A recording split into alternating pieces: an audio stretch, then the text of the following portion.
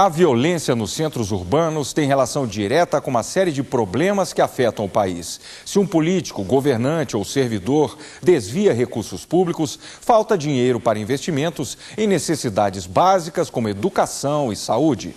A carência de verbas nessas áreas gera problemas sociais que podem colaborar para o aumento da criminalidade. Mas o avanço dos grupos criminosos implica outros fatores, como a lavagem de dinheiro e o acesso a drogas e armas que entram pelas fronteiras. O combate ao crime e à corrupção é uma preocupação constante do Ministério Público Federal em todo o país. No Rio Grande do Sul, investigações que tiveram a participação do Ministério Público Federal descobriram a ação de uma quadrilha que fraudava o Detran gaúcho.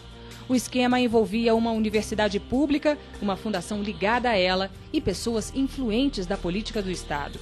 Baseado no superfaturamento de contratos para a realização de exames de habilitação de motoristas, o grupo drenava dinheiro público para o bolso dos fraudadores. 40% desses valores eram destinados às empresas terceirizadas ou chamadas sistemistas. Em Brasília, o Procurador-Geral da República, Antônio Fernando Souza, enviou ao Supremo Tribunal Federal denúncia contra o ex-ministro da Fazenda, Antônio Palocci. Ele é acusado de participar de quebra e vazamento de dados bancários do caseiro Francenildo Santos Costa. O caso ocorreu em 2006. Palocci teria ordenado ao presidente da Caixa Econômica Federal que quebrasse o sigilo bancário do caseiro, que na época fez denúncias graves contra o então ministro.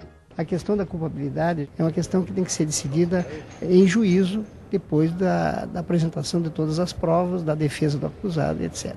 O empresário Zuleido Veras, dono da construtora Gautama, foi denunciado pelo Ministério Público Federal. A acusação é de envolvimento em fraudes a licitações, peculato e corrupção passiva e ativa. O esquema de desvio de dinheiro público contava com a participação de empresários, servidores públicos e agentes políticos. Ao todo, 60 pessoas foram denunciadas. Outra denúncia de corrupção foi enviada à Justiça pelo Ministério Público Federal no Distrito Federal. O ponto de partida foi o flagrante de pagamento de propina gravado por uma câmera nos Correios.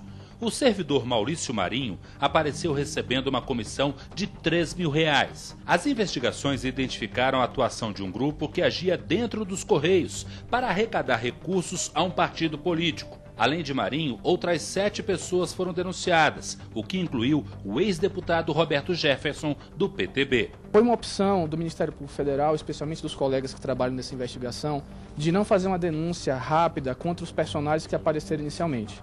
Nossa proposta foi fazer uma investigação profunda, realmente sistemática, para tentar minimizar ou erradicar a corrupção dos Correios. Em 2008, o banqueiro Salvatore Cacciola voltou para a prisão no Brasil. Foragido na Itália, onde tem cidadania, ele havia sido preso no ano anterior no Principado de Mônaco pela Interpol. Um representante do Ministério Público Federal integrou a comissão que acompanhou o retorno do banqueiro ao país. Cacciola tem condenação de 13 anos de prisão por desvio de recursos públicos e gestão fraudulenta. O dono do Banco Marca foi beneficiado por uma ajuda do Banco Central considerada ilegal e que gerou um rombo de cerca de R$1,5 bilhão de reais. A ação foi proposta pelo Ministério Público Federal no Rio de Janeiro. De Central também foram condenados. As coisas estão mudando, né?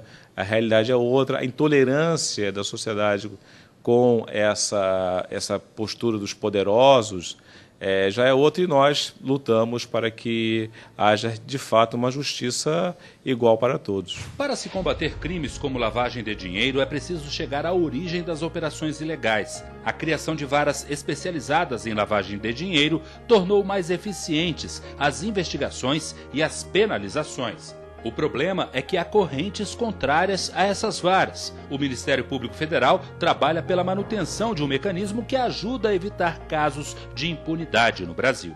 Nós encaramos que isso é uma tendência natural da justiça e é um grande avanço para o combate ao crime organizado. O empenho de procuradores da República limita o espaço de atuação dos criminosos e desperta a revolta em alguns grupos. Em Alagoas, a Polícia Federal descobriu um plano para assassinar um procurador e um juiz federal. O Procurador-Geral da República foi ao Estado para tornar público o caso. As ameaças foram interpretadas como uma violência não apenas às pessoas, mas às instituições. A atuação do Ministério Público ela é pautada do ponto de vista institucional, dos propósitos de, no caso concreto, proteger o patrimônio público, nesse caso vertente, e qualquer que seja o procurador designado, a atuação terá o mesmo caráter, o mesmo perfil, de forma que a intimidação, a ameaça a é uma ameaça, uma intimidação a toda a instituição, que não produz nenhum efeito diante do quadro consistente que nós temos. A violência no Rio de Janeiro e no país pode ser atribuída a várias causas: pobreza, falta de emprego, ausência de poder público em periferias e ao avanço das ações do crime organizado. Mas um outro fator contribui ainda mais com a manutenção dos altos índices de violência: a corrupção nas forças policiais. No Rio, o Ministério Público Federal denunciou o ex-governador Antony Garotinho e o ex-chefe de Polícia Civil Álvaro Lins. A acusação é de envolvimento em um esquema montado na estrutura de segurança do Estado. Segundo o Ministério Público, o grupo era responsável por lavagem de dinheiro, pelo loteamento de delegacias e contrabando de componentes eletrônicos para máquinas caça-níqueis. Para tornar mais eficiente o combate à violência nos centros urbanos, um fator é considerado fundamental: a vigilância nas fronteiras, que pode ser intensificada com o envolvimento das Forças Armadas. Bom dia. Nós somos o Exército Brasileiro, estamos fazendo uma operação fronteira contra a apreensão e repreensão de tráfico de ilícitos. O senhor teria documentação, senhor? O Ministério Público Federal defende uma fiscalização constante. O Ministério Público Federal entende relevante intensificar a fiscalização, o policiamento ostensivo na área de fronteira, em decorrência do crescente número de organizações criminosas instaladas na região. Violência nas cidades e no campo. A região amazônica reúne a maioria dos casos de confrontos e mortes. Os trabalhadores rurais, sindicalistas e pessoas que atuam em defesa dos camponeses estão entre as maiores vítimas. Eles diziam que iam me matar, que ia cravar minha cara de bala, né? E que era para mim não deixar de esquecer que muitos já se partiram e que era para me deixar muito claro na minha mente que ou seria eu ou a minha família. A morte da missionária americana Dorothy Stang é uma prova de que os matadores de aluguel não ficam nas ameaças. Ela foi assassinada com 6 tiros no dia 12 de fevereiro de 2005 em Anapu, no Pará.